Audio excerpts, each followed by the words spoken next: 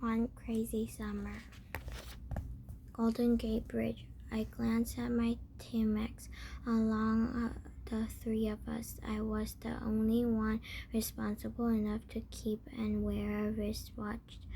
Vonetta let a girl see hers and never got it back. Fern was still learning to tell time, so I kept hers in my drawer until she was ready to wear it. 6.5 hours had passed since we hugged Big Ma and kissed Pa at John F. Kennedy Airport. The clouds had made peace with our Boeing 727. It was safe to breathe. I stretched as far as my leg could go. With these long legs I'd taken for 12 or 13, even a little older. No one ever guessed 11 going on 12 on their first try. More than my long legs, I'm sure it's my pain face and throws them off. The pain as in homely pain, but I love even pain. Steady, I'm not 9 or 7 and given to squeal or ooping like Vonetta and Fern. I just let my pain face and pain words speak of me. That way no one ever here says huh to me. They know exactly what I meant.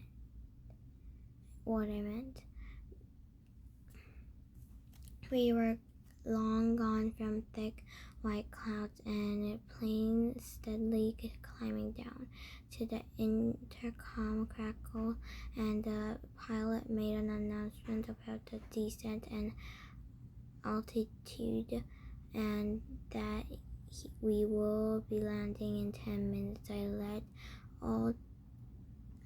all of the pass until he said, and to your left as the circle of the bay is Golden Gate Bridge. I was now a liar, a stone-faced liar. I wanted to squeal and ooh like 7-year-old meeting Tinkerbell. I had read about Golden Gate Bridge in class, the California Gold Rush.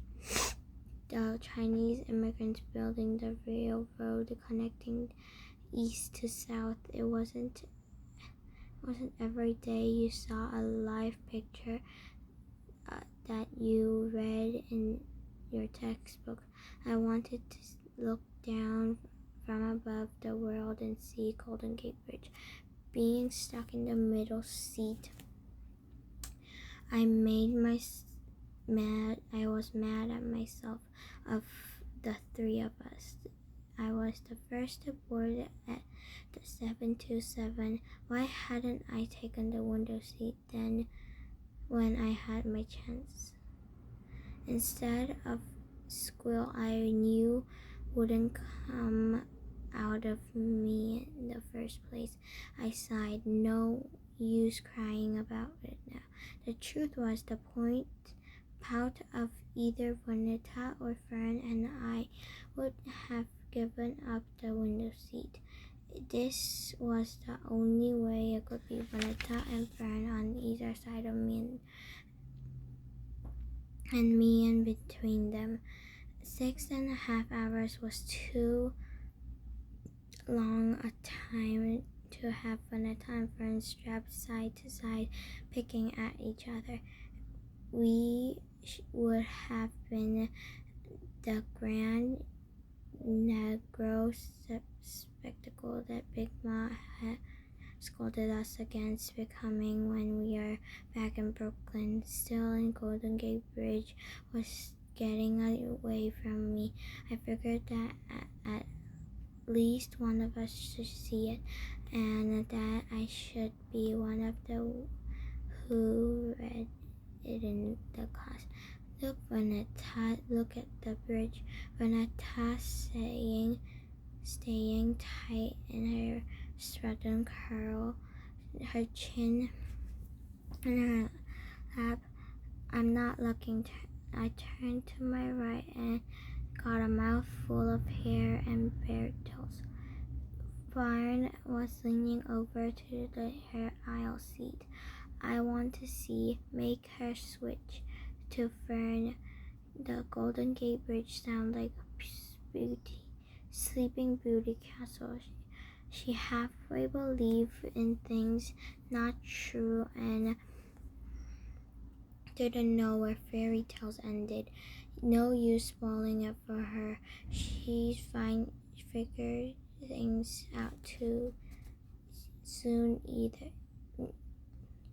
Enough. Fern was wiggling about of her seat belt and climbing to me Gipsel. This was how it was at home. Why should 1,000 feet up in the air make any difference? Sit back, Fern, I say in the plane. Fern boys we're getting ready to land. She sport out back, sat down. I tightened her seatbelt. Vanessa's face stayed in her lap. It was pitiful. Go back down. Go look down. Vanessa, I said, before you miss it. Vanessa refused to pray, her chin on her lap. She stuck her thumb back in her mouth and closed her eyes. I wasn't worried about Vanessa. Once we got on the ground, she'll be